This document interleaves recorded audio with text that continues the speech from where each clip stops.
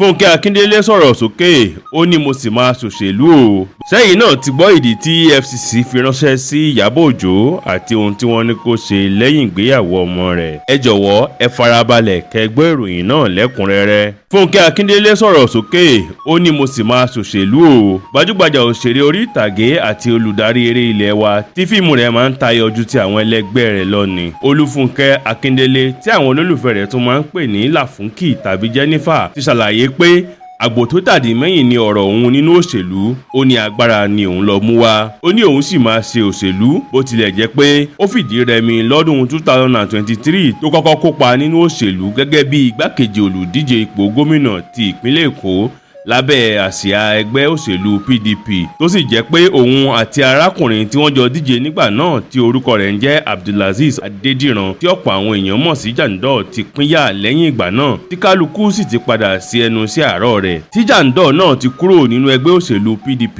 tí wọ́n ti jọ díje tó sì ti padà sínú ẹgbẹ́ òṣèlú APC tó ń ṣe tẹ́lẹ̀. Fúnkẹ́ Akíndélé ti jẹ́ kó di mímọ̀ láìpẹ́ yìí pé òun sì ní èròǹgbà láti padà sínú òṣèlú bó tilẹ̀ jẹ́ pé òṣèrébìnrin yìí ò tí ì sọ ẹgbẹ́ òṣèlú tó máa darapọ̀ mọ́ tàbí ipò tó máa díje fún. Ó ti fi dá àwọn olólùfẹ́ rẹ̀ lójú pé tẹ́sìn bá dá ni a máa ń tún gùn ni òun fẹ́ fi ọ̀rọ̀ òṣèlú ṣe. Lefty gẹ́gẹ́ bí àwọn olólùfẹ́ rẹ̀ ṣe tún máa ń pè sọ eléyìí lórí ètò kan tí ọkùnrin kan tó máa ń ṣe ìfọ̀rọ̀wérọ̀ lórí ayélujára tí orúkọ rẹ̀ ń jẹ́ Túndé gbé kalẹ̀ láti fún àwọn òṣèré àti gbajúmọ̀ ní ààyè láti sọ ìrírí wọn gẹ́gẹ́ bí gbajúmọ̀ àti ìlúmọ̀ọ́ká. Níbi ètò yìí ni Fúnkẹ́ Akíndélé ti ṣe àpèjúwe ara rẹ̀ gẹ́gẹ́ bí akíkanjú obìnrin tó ní bí kì í bá ṣe pé òun ti ṣe ìpinnu pé kò sí ohun tí àwọn èèyàn máa sọ tó máa wọ òun lára tàbí tó máa bí òun ṣubú àti ọkàn akin tí òun máa ń ṣe ní ọ̀pọ̀ ìgbà. Ó ní àwọn ọ̀rọ̀ kò gbákùngbé àti ìsọkúsọ tí àwọn èèyàn máa ń sọ sí àwọn gbajúmọ̀ ti tó kí èèyàn pa ara rẹ̀ tàbí kí olúwa ẹ̀ wà ní ipò ìpòrúru ọkàn títí ayé. Nígbà tó mẹ́nu lé àwọn ìrírí tó ti rí lọ́wọ́ àwọn èèyàn lórí ayélujára àti bí àwọn èèyàn ṣe máa ń fọwọ́ lukùn tí wọ́n sì máa sọ oríṣiríṣi ọ̀rọ̀ àti ìròyìn èké nípa èèyàn pàápàá jùlọ àwọn tí wọ́n jẹ́ gbajúmọ̀ láì tiẹ̀ ro ohun tí wọ́n ń là kọjá tàbí bóyá wọ́n ní ìdojúkọ tiwọn. Fúnkẹ́ ní níṣe ni òun máa ń gbójú tí òun máa ṣaragírí bí ẹni pé òun kò gbọ́ tàbí rí nǹkan kan. Bẹ́ẹ̀ òun bá ìrẹ̀wẹ̀sì ọkàn jà tí gbogbo nǹkan sì ti sún òun. Nínú ọ̀rọ̀ rẹ̀ òṣèrébìnrin tó jẹ́ ọmọ bíbí ìlú Èkó yìí ní mo máa ń rí oríṣiríṣi irọ́ ayédèrú ìròyìn àti nǹkan ẹ̀gbin tí wọ́n máa ń kọ nípa mi lórí ayélujára. Níṣe ni mo máa ń gbójú pé ó yá nǹkan tó bá wù kó ṣẹlẹ̀ mi ò bìkítà. Ó tiẹ̀ dé ìkóríta kan nínú ayé mi tí mo pinnu pé nǹkan tó bá máa ṣẹlẹ̀ ni kó yá tètè ṣẹlẹ̀. Ọjọ́ yẹn náà ni mo pinnu láti wá sórí ayélujára.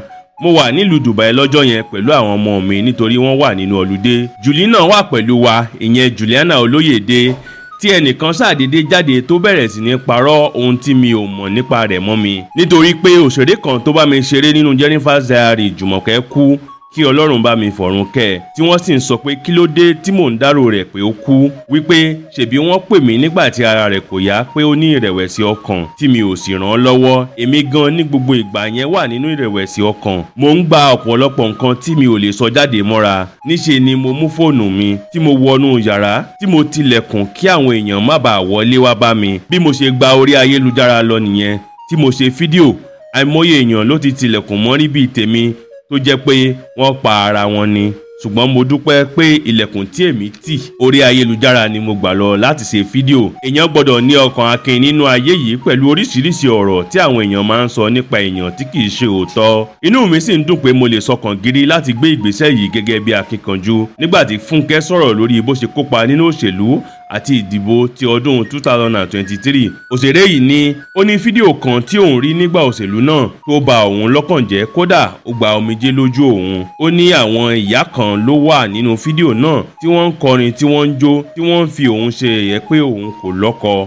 Fúnkẹ́ ní òun sunkún gidigidi nígbà tí òun rí fídíò náà kódà ó kù díẹ̀ kí òun bẹ̀rẹ̀ sí ní sí ìwà hù. Ó ní ọ̀rọ̀ náà le débi pé òun láti lọ sí ọ̀dọ̀ àwọn tó máa ń gbani níyànjú nípa ìlera ọkàn kí àlàáfíà tó lè bá òun. Nígbà tó ń sọ̀rọ̀ lórí ìdí tó fi darapọ̀ mọ́ òṣèlú, Fúnkẹ́ ní mo fẹ́ ṣàtìlẹ́yìn kí n sì fi fún àwùjọ pàápàá.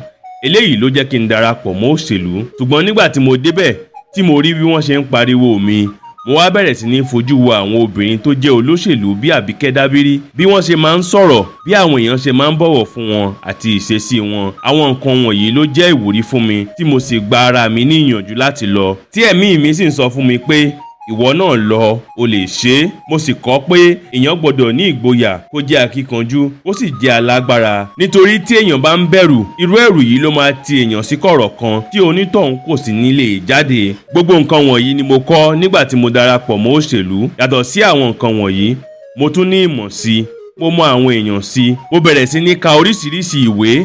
Mo ń ṣe àwọn ìwádìí lóríṣiríṣi kí n lè bá ní ìmọ̀ sí nípa orílẹ̀-èdè mi àti ìpínlẹ̀ mi. Mo sì máa ń rí dájú pé tí mo bá fẹ́ sọ̀rọ̀ nípa ohunkóhun, màá ti kọ́kọ́ mọ̀ nípa rẹ̀ dáadáa, tí màá sì ní àwọn àpẹẹrẹ àti àwọn ẹ̀rí àrídájú tí màá fi ti àwọn ọ̀rọ̀ tí mò ń sọ yìí lẹ́yìn. Kì í ṣe pé kí n wá máa kálòlò. Inú mi dùn pé mo darapọ̀ mọ́ òṣèlú. Ṣé kí n sọ òótọ́ fún yín? Mo sì máa ṣe òṣèlú o. Báyìí ni Fúnkẹ́ Akíndélé ṣe àlàyé tí ọ̀pọ̀lọpọ̀ èèyàn sì ń sọ pé lóòótọ́ ló yẹ kí èèyàn ní ọkàn akin tó bá ti di ìlú mọ̀ọ́ká, nítorí pé ọ̀pọ̀lọpọ̀ àwọn ayédèrú ìròyìn ni wọ́n máa ń gbé káàkiri nípa wọn, tí àwọn èèyàn sì máa ń sọ oríṣiríṣi ọ̀rọ̀ kò gbákùngbé sí wọn. Ìsọkúsọ orí ayélujára ti ba ayé gbajúmọ̀ mi jẹ́, tí ìrìn àjò ayé wọn sì ti dàrú pátápátá. Sẹ́yìn náà ti gbọ́ ìdí tí EFCC fi ránṣẹ́ sí Ìyábọ̀ Òjó àti ohun tí wọ́n ní kó ṣe lẹ́yìn ìgbéyàwó ọmọ rẹ̀. Ṣàdédé láriwo gba ìgboro kan lọ́jọ́ Ajé Monday ọjọ́ 5 oṣù 5 ọdún yìí pé àjọ tó ń mójútó ìwà ọ̀daràn orí ètò ọrọ̀ ajé àti ṣíṣe owó báṣubàṣu ti orílẹ̀-èdè Nàìjíríà ìyẹn EFCC ti ránṣẹ́ pé gbajúmọ̀ òṣèré ilẹ̀ wa tó ṣẹ̀ṣẹ̀ fọmọ fọ́kọ láìpẹ́ yìí ni Ìyábọ̀ Alice Òjó, tí àwọn olólùfẹ́ rẹ̀ tó máa ń pè ní Queen Mother, tí ọ̀pọ̀ ènìyàn sì bẹ̀rẹ̀ sí ní béèrè pé kí ló lè ṣẹlẹ̀ tí àjọ EFCC fi máa pe òṣèrébìnrin yìí, tí àwọn míín sì ti bẹ̀rẹ̀ sí ní sọ ohun tójú wọn kò tó. Àwọn kan sọ pé nítorí bí ìgbéyàwó ọmọ rẹ̀ ṣe tóbi tó sì lárinrin ni wọ́n fi ránṣẹ́ sí i kó wá ṣàlàyé ibi tó ti rówó ṣe irú ìgbéyàwó náà, tí àwọn míín sì ń sọ pé ó ṣeé ṣe kí àwọn olóṣèlú máa lo gbajúmọ̀ yìí láti jí owó ìlú kó pamọ́. Ṣùgbọ́n kó tó di pé àwọn àhesọ àti awuyewuye yìí yóò gbilẹ̀ ni òṣèrébìnrin yìí ti yá bọ́ síta tó sì ṣe àlàyé bí ọ̀rọ̀ náà ṣe jẹ́. Inú àtẹ̀jáde kan tó gbé sórí ìkànnì ayélujára rẹ̀ ni Ìyábọ̀ Òjó ti ní lóòótọ́ ni àjọ EFCC pe òun, ṣùgbọ́n wọ́n mú ìwé ìpeni wá fún òun nígbà tí òun kò sí nílé, pé òun wà nílùú òyìnbó ìyẹn United Kingdom. Ṣùgbọ́n òun jẹ́ kó di mímọ̀ fún àjọ náà pé òun kò sí lórílẹ̀-èdè Nàìjíríà, tí òun sì ṣe ìlérí fún wọn pé òun yóò yọjú sí ilé-iṣẹ́ wọn lọ́gán tí òun bá padà dé. Ìyábọ̀ Òjó ní bí òun ṣe padà sí orílẹ̀-èdè Nàìjíríà ni òun gba ilé-iṣẹ́ EFCC lọ láti lọ jẹ́ ìpè wọn yìí. Nínú àtẹ̀jáde tí arẹwà òṣèrébìnrin yìí gbé jáde ló ti sọ pé ẹ káàsán o ẹ̀yin tèmi. Látàrí oríṣiríṣi àtẹ̀jáde lórí ayélujára àti àwọn tó ń pè mí àti àtẹ̀jíṣẹ́ tí kò lóǹkà láti ọ̀dọ̀ àwọn ọ̀pọ̀lọpọ̀ ènìyàn tí wọ́n fẹ́ gbọ́ ọ̀rọ̀ láti ẹnu mi pé ṣé lóòótọ́ ni EFCC fi ìwé pè mí, ohun tó ṣẹlẹ̀ tí wọ́n fi ìwé pè mí àti àlàáfíà mi ló jẹ́ kí n gbé àtẹ̀jáde ìjáde láti fi àwọn èèyàn lọ́kàn balẹ̀. Lóòótọ́ ni mo ní ìrírí kan pẹ̀lú EFCC ní Nàìjíríà láìpẹ́ yìí lẹ́yìn tí mo gba ìwé ìpè kan nígbà tí mo wà ní UK. Lọ́gán tí mo dé ni mo lọ dá EFCC lóhùn ní ọjọ́ 5 oṣù 5 ọdún 2025 níbi tí wọ́n ti béèrè oríṣiríṣi ìbéèrè lọ́wọ́ mi, àwọn ìbéèrè tó ní ṣe nípa mi, iṣẹ́ tí mò ń ṣe, àwọn ìrírí tí mo ní lẹ́nu iṣẹ́ tí mo yàn láàyò, àwọn ilé iṣẹ́ tí mo ní àti bẹ́ẹ̀ bẹ́ẹ̀ lọ. Lẹ́yìn èyí ni àwọn òṣìṣẹ́ EFCC fi fídíò kan tí wọ́n yọ nínú ayẹyẹ ìgbéyàwó ọmọ mi hàn mí, níbi tí àwọn tó wá bá wa ṣàjọyọ̀, àwọn òṣèré ẹgbẹ́ mi àti àwọn ọ̀rẹ́ mi ti ń ná owó náírà àti àwọn owó orílẹ̀-èdè míì fún mi, tí wọ́n sì wá ń béèrè lọ́wọ́ mi pé ṣé mo mọ̀ pé ohun tí àwọn ènìyàn ń ṣe fún mi lòdì sófin, tí mo sì ṣe àlàyé pé mi ò mọ̀. Mo ní mo rò pé tí èèyàn bá ná owó náírà sílẹ̀ táwọn èèyàn ń tẹ̀ mọ́lẹ̀, tàbí tí èèyàn bá kọ nǹkan sí i tàbí kí wọ́n yá á ni èèyàn ti tàpá sófin. Ṣùgbọ́n àwọn òṣìṣẹ́ iléeṣẹ́ EFCC wá ṣàlàyé fún mi pé fífi owó lẹ́yàn lórí tàbí lílẹ̀ owó mọ́yàn lára gan jẹ́ ohun tó lòdì sí òfin. Ó sì jẹ́ ìyàlẹ́nu ńlá fún mi láti gbọ́ pé fífọ́n tàbí níná owó ìlú yòówù kó jẹ́ títí tó fi dórí dọ́là pàápàá lòdì sófin. Lẹ́yìn tí wọ́n bi mí ní àwọn ìbéèrè wọ̀nyí, wọ́n gbà kí n máa lọ sílé mi ní ọjọ́ kan náà. Ṣùgbọ́n agbẹjọ́rò mi OI Salami ní láti dúró fún mi nítorí wọ́n lè tún fẹ́ pè mí ní ìgbà míì. Pẹ̀lú ìrírí mi yìí, mo ń gba àwọn èèyàn níyànjú pé ká má ná owó náírà tàbí owó kankan rárá lójú agbo mọ́ láti yẹra fún wàhálà pẹ̀lú EFCC. Ó dàbí ẹni pé àsìkò ti tó báyìí láti tún àṣà wa tó ti wà tipẹ́ yìí rò. Ẹ jẹ́ ká ṣọ́ra ṣe ká sì yàgò fún gbogbo nǹkan tó lè kó wa sí wàhálà. Báyìí ni Ìyábọ̀ Òjó ṣàlàyé ohun tó ṣẹlẹ̀ láàrin òun àti EFCC láti tètè paná awuyewuye àti àhesọ tó ń rú nípa rẹ̀ lórí ayélujára. Ọ̀kan nínú àwọn olólùfẹ́ rẹ̀ tó dáhùn sí àtẹ̀jáde yìí sọ wípé Mama, ó kàn jẹ́ èèyàn kan tó lágbára ni. Àwọn tó ń bá ẹ jà kàn ń fi ọgbọ́n lo orúkọ ìjọba torí owú jíjẹ. Ọlọ́run máa tú àṣírí wọn tí yóò sì dá ọ láre. Ìyẹn ni pé àwọn èèyàn máa ń kórìíra ìlọsíwájú ẹlòmíì. Ó ga o, ẹ̀yin ẹ kàn tẹ̀síwájú láti jẹ́ ìyá rere àti àwòkọ́ṣe rere. Ẹlòmíì tó tún sọ̀rọ̀ ni wọ́n fẹ́ gba ìdá mẹ́wàá owó tí ẹ pa nígbà ìgbéyàwó ọmọ yín.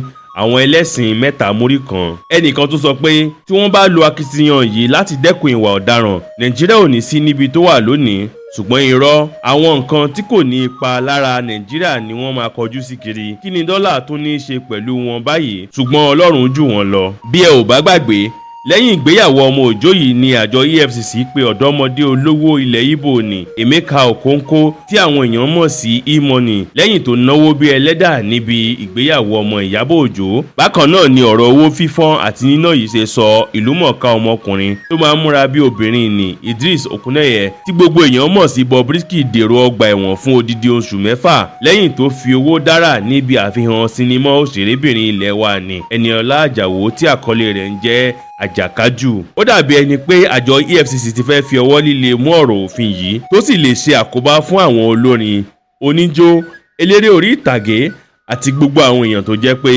ojú agbo ni àtijẹ àti mu wọn wà. Ohun tí ọ̀pọ̀ èèyàn sì ń sọ báyìí ni wípé owó níná wà lára àṣà wa, kódà ó wà lára ohun àmúṣẹwà òde wa. Báwo ni wọ́n ṣe wá máa ní ká má náwó mọ́? Wọ́n ní tí a bá wò dáadáa, àwọn èèyàn tiẹ̀ ti jáwọ́ nínú à ń náwó sílẹ̀ tàbí à ń tẹ owó mọ́lẹ̀. Wọ́n ní níṣe ni àwọn èèyàn máa ń gbé àpò tàbí pálí sílẹ̀ tí àwọn èèyàn sì máa ń náwó sínú rẹ̀. Pé ó yẹ kí àjọ EFCC lè fààyè gba irú nǹkan bẹ́ẹ̀ níwọ̀n ìgbà tó jẹ́ pé wọn ò ṣe owó báṣubàṣu mọ́.